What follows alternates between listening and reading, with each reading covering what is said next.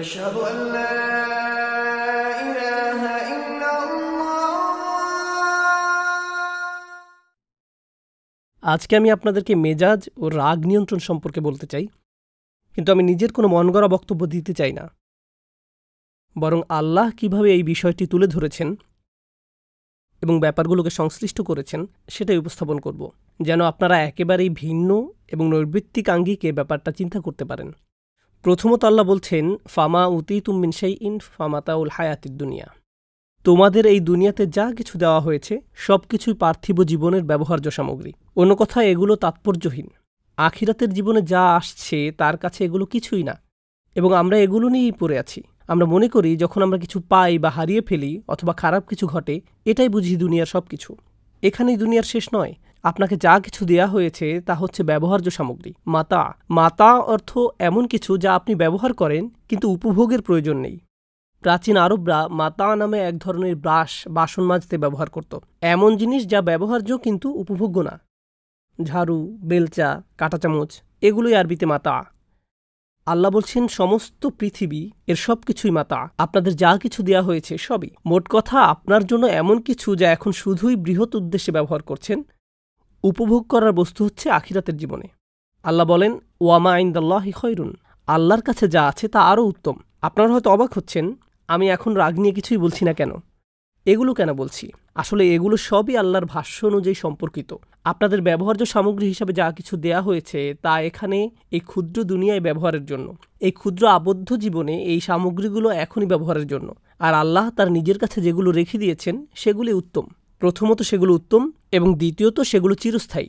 সুতরাং পৃথিবীতে আপনি যা পেয়েছেন, আল্লাহর নিকট তার চেয়ে উত্তম সামগ্রী রয়েছে। আপনার যদি একটি বাড়ি থাকে, আল্লাহর কাছে উত্তম বাড়ি আছে।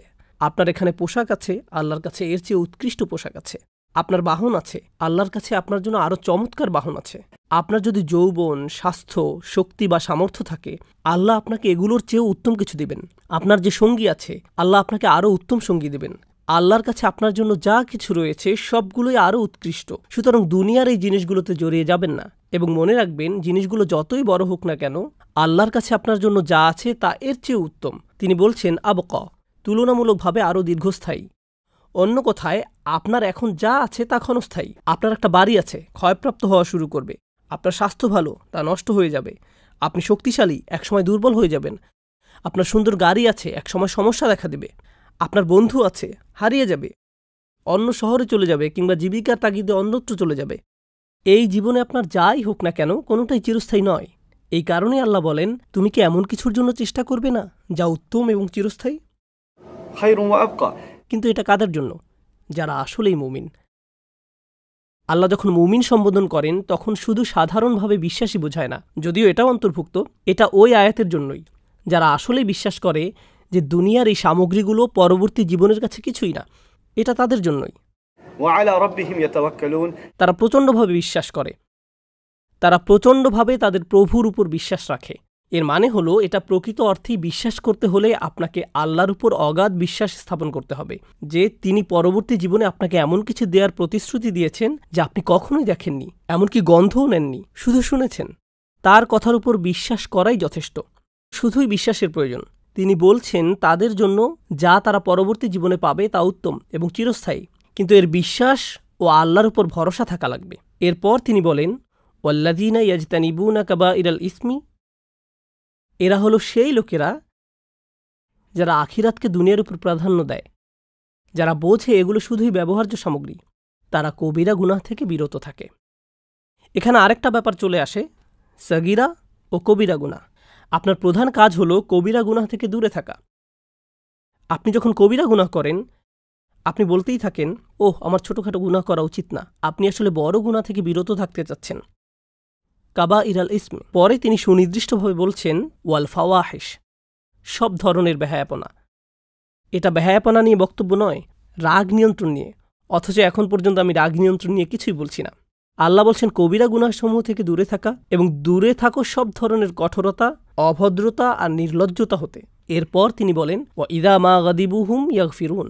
যখন তারা রেগে যায়, আমি এখনও বাক্যটা শেষ করিনি, কিন্তু এখন তিনি রাগ শব্দটি এনেছেন। দেখলেন কোথায় রাগ শব্দটি আনলেন? প্রথমে তিনি বললেন এই দুনিয়ায় আখিরাতের তুলনায় কিছুই না, কারণ এই দুনিয়া যদি সব হয়, ভুল কিছু হলেই আপনি রেগে যাবেন।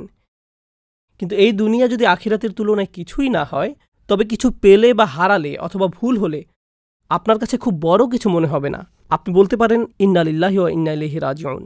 নিঃসন্দেহে আমরা আল্লাহর কাছ থেকে এসেছি এবং আল্লাহর কাছেই ফিরে যাব। মোট কথা, আপনি সহজেই শান্ত থাকতে পারবেন। এটা ঘটবে যখন আপনি আত্মস্থ করবেন প্রথম শিক্ষাটি। দ্বিতীয় বিষয়টি হলো, আল্লাহ যেমনটি বলছেন বড় গুনাহ থেকে বিরত থাকা, তিনি বিশেষভাবে এটিকে উল্লেখ করেছেন সব ধরনের নির্লজ্জতা। নির্লজ্জতা কি? আপনার উত্তেজনা এবং আবেগকে নিয়ন্ত্রণের অক্ষমতা। আপনি উত্তেজিত হলেন, তা প্রকাশ করে ফেললেন। আপনার কোনো কিছু দেখার তাড়না জাগলো, আপনি বিরত না থেকে তাকিয়ে থাকলেন। আপনার কোনো জায়গায় যাওয়ার জিদ চাপল, আপনি না পেরে চলে গেলেন। আপনার কারোর সাথে যোগাযোগ করার তাড়না জাগলো, আপনি বিরত থাকলেন না। এটা আল্লাহকে অখুশি করবে কিনা তা আপনার মাথায় এলো না। আপনি পারলেন না এই তাড়নাগুলো নিয়ন্ত্রণ করতে। আপনি যদি এই তাড়না ও আবেগগুলোর উপর নিয়ন্ত্রণ হারিয়ে ফেলেন, তাহলে যখন আপনি ক্ষিপ্ত হবেন তখনও আপনি নিয়ন্ত্রণহীন হয়ে পড়বেন। তাই যে ব্যক্তি নির্লজ্জ, তার নিজের মেজাজের উপরও নিয়ন্ত্রণ নেই। কিন্তু যে তার লজ্জা সামনে রাখতে পারে এবং আবেগ নিয়ন্ত্রণ করতে পারে, যা কিনা আরও বেশি শক্ত, কারণ আমাদের সবারই উত্তেজনা আছে, আমাদের সব সময় তা সামনে রাখতে হয়। আপনি যদি তা পারেন, ক্ষিপ্ত হওয়া থেকে বিরত থাকা আরও সহজ হয়ে যাবে, আরও সহজ হয়ে যাবে। আল্লাহ বলেননি তারা যখন রাগান্বিত হয় তখন শান্ত হয়ে যায়, বরং তিনি বলছেন তারা যখন রেগে যায় ওয়াহুম ইয়াগফিরুন, তখন মাফ করে দেয়। এখন রেগে যাওয়ার ও শান্ত হওয়ার একটা ব্যাপার আছে, এটা খুব কঠিন। চিন্তা করুন, কেউ আপনাকে খুব বিরক্ত করছে। আল্লাহ বলছেন যারা আল্লাহকে বিশ্বাস করে এবং আখিরাতকে দুনিয়ার উপর স্থান দেয়, তারা যখন খুব রাগান্বিত হয় তখন ক্ষমা করে দেয়। সুবহান আল্লাহ, সুবহান আল্লাহ। আমরা শান্ত অবস্থাতেই ক্ষমা করি না। আল্লাহ বলছেন যদি আপনি সত্যিকার অর্থে এমন মানুষে পরিণত হতে চান যারা আখিরাতকে প্রাধান্য দেয়, তাহলে রাগান্বিত অবস্থাতেও আপনার ক্ষমা করা শিখতে হবে। কি চমৎকার এক মানদণ্ড তিনি দিয়েছেন! এটা সর্বোচ্চ সামর্থ্য সম্পন্ন লোকদের জন্য। আল্লাহ আমাদেরকে সে তৌফিক দান করুন। এর পরের আয়াতে তিনি বলেন, আপনি রেগে যেতে পারেন, প্রতিশোধও নিতে পারেন। জাযাউ সাইয়্যাতিন সাইয়্যাতুম মিসলুহা। যদি আপনার সাথে খারাপ কিছু করা হয়, আপনি তা ফিরিয়ে দিতে পারেন। কেউ আপনাকে চর দিলে আপনি তাকেও চরও দিতে পারেন। এর অনুমোদন ইসলামে আছে। প্রতিশোধ ইসলামে অনুমোদিত, কিন্তু ন্যায় বিচারের স্বার্থে ব্যক্তি পর্যায়ে না হয়ে বিচার ব্যবস্থার মধ্য দিয়ে যেতে হবে। এটা ইসলাম অনুমোদিত। কিন্তু আল্লাহ বলেন আপনি যদি এখনও সুন্দরভাবে ক্ষমা করতে, ফামান আফা আও আসলাহা, এবং সম্পর্ক সুন্দরভাবে পুনঃস্থাপন করতে পারেন, শুধু রাগ দমন নয়, ক্ষমা করতে পারেন, তবে কি পুরস্কার পাবেন? আমি কেন প্রতিশোধ নিব যখন আমার ক্ষমা করা উচিত? কেন আমি একটির পরিবর্তে অন্যটি নেব? তিনি বলেন ফাআজরুহু আলাল্লাহ। স্মরণ করে দেখুন, আগে তিনি বলছেন তার কাছে যা আছে তা উত্তম ও চিরস্থায়ী। এবার তিনি বলছেন আপনি যদি কাউকে ক্ষমা করতে চান, আপনার রাগ দমন করেন, এর পুরস্কার এত ব্যাপক যে এটা বর্ণনা করা সম্ভব না। শুধু এটাই বলা যায় যে তা আল্লাহর কাছে আছে। আল্লাহই আপনাকে দেখবেন, আল্লাহই আপনাকে দেখবেন। এর বর্ণনা এতই বিস্তৃত যে শুধু এটুকুই বলা যায়, আল্লাহর হেফাজতে আছে আপনার পুরস্কার। সুবহানাল্লাহ। আল্লাহ আমাদের সবাইকে রাগ নিয়ন্ত্রণ সহজ করে দিন, শান্ত থাকার তৌফিক দান করুন এবং বিশেষভাবে ক্ষমা করার যোগ্যতা দিন, নির্দিষ্টভাবে যখন পরিবারের সদস্যদের ভিতরে এটা ঘটে, কারণ আমরা পরিবারের ব্যাপারে খুবই অসহিষ্ণু। বারাকাল্লাহু লি ওয়া লাকুম ফিল কুরআনিল হাকিম ওয়া নাফা'নি ওয়া ইয়্যাকুম বিল আয়াতি ওয়াজ যিকরিল হাকিম।